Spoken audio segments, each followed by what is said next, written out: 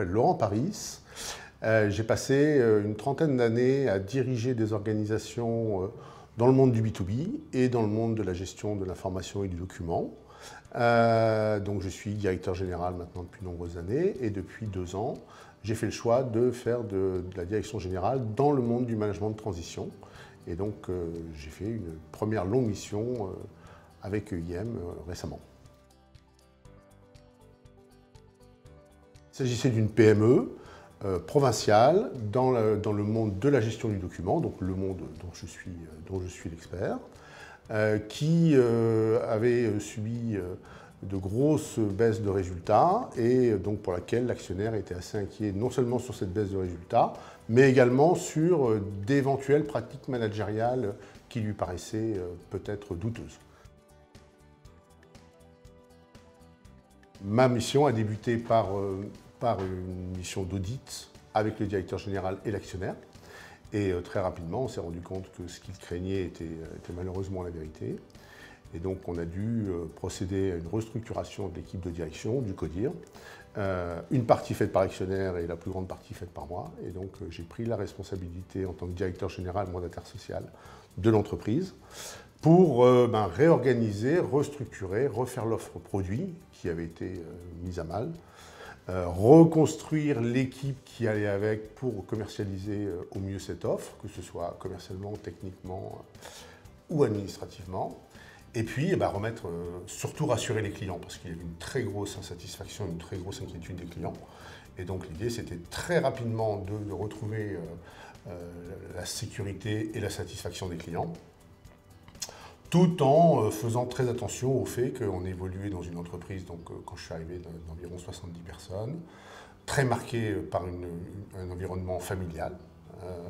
Et donc, il y avait beaucoup de choses auxquelles il fallait faire très attention pour ne pas froisser des gens, pour ne pas laisser des gens au bord du chemin et pour prendre des décisions qui étaient nécessaires, pour retrouver des résultats normaux et acceptables, mais tout avec une dimension humaine et de relations humaines qui était extrêmement importante. Le levier positif, bien sûr, c'est que ce soit familial. Donc les gens qui sont là sont enclins à faire que l'entreprise aille le mieux possible, puisque c'est un membre de leur famille qui la dirige. Donc ils ont envie de donner le meilleur d'eux-mêmes. Par contre, pour les dirigeants eux-mêmes, c'est très difficile, puisque comme ce sont des gens, les salariés avec qui ils sont engagés émotionnellement et familialement, c'est parfois difficile de prendre des décisions, même s'ils savent qu'à un moment le collaborateur n'est pas au rendez-vous, ou si l'évolution de l'entreprise a fait qu'ils n'ont plus forcément besoin de cette compétence. C'est évidemment extrêmement difficile de prendre des décisions quand ce sont des gens qui sont proches ou avec lesquels on est engagé émotionnellement. Alors, les résultats, c'est qu'on a complètement restructuré l'offre, on a implanté un CRM. L'année n'est pas clôturée, mais l'idée, c'était de revenir aussi proche que possible de l'équilibre, sachant que l'année dernière, on avait une très grosse perte. Et selon les éléments dont je dispose à aujourd'hui, on aurait réduit la perte de 75% en 1 an, dès la première année, avec une société qui est beaucoup plus restructurée, plus de perte client, puisqu'on a mis en place également un outil de suivi de la satisfaction client. Au début où je suis arrivé, on avait 3, 4, 5 recommandés par jour. Lorsque j'ai terminé ma mission et que le directeur général m'a remplacé, l'autre directeur général m'a remplacé, on recevait un coup de fil par semaine. Donc on avait réussi à reconstruire la confiance avec les clients et on n'a plus perdu un seul client important dans les 4 derniers mois où j'y étais. Donc les résultats sont là. Par contre, on a construit des bases pour que, il y a un autre directeur général qui a été nommé, qui a été recruté et nommé, et il lui appartient maintenant de continuer le chemin. Moi, mon job, c'était d'assainir et de construire des bases saines. Maintenant, le manager qui m'a remplacé va assurer le run et le développement d'entreprise.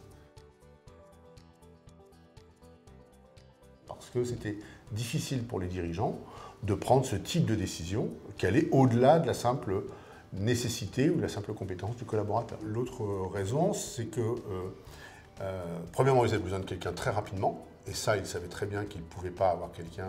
On était entre les 2 confinements, ma mission a débuté au mois de septembre l'année dernière, donc entre les 2 confinements. très difficile d'avoir quelqu'un très rapidement. Moi, j'ai été mis en place en moins d'une semaine, donc ce qui était impossible en dehors de la transition. Sujet numéro 1. Sujet numéro 2, c'est qu'ils avaient besoin de quelqu'un qui... L'actionnaire est quelqu'un qui est d'un autre environnement que l'entreprise. Là, moi, j'étais dans le B2B, dans la gestion du document. L'actionnaire, c'est quelqu'un qui est dans le B2C, donc qui n'a pas du tout de repères et de connaissances du métier de l'entreprise. Et donc, ils avaient besoin d'un expert pour prendre les décisions. Donc, c'est pour ça qu'ils ont fait appel à la transition. Avec malheureusement l'épidémie qui va continuer à se développer, les entreprises auront besoin de ressources de plus en plus expertes et pointues, mais peut-être n'auront pas les moyens, parce qu'elles ont été quand même beaucoup touchées économiquement, de les mettre dans leur personnel au long terme. Et moi, je crois beaucoup que les entreprises vont de plus en plus avoir besoin, sur une période courte, d'une expertise très pointue dans un domaine ou dans un type de management.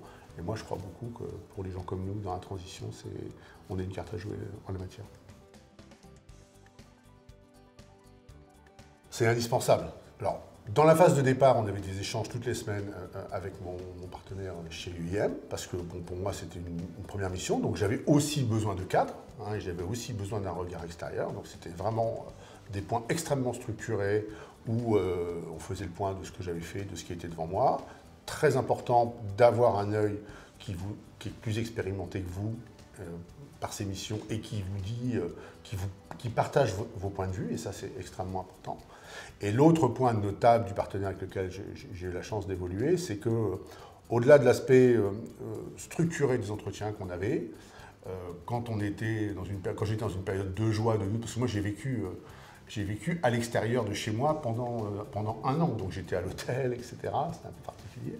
Et donc, quelle que soit l'heure, je pouvais l'appeler, partager un doute, et ça, c'est extrêmement important. Donc, ce que je dirais, c'est qu'à la fois, il y a un cadre qui permet de bien assurer sa mission, qui permet de rassurer le client et de délivrer au client ce qu'il attend.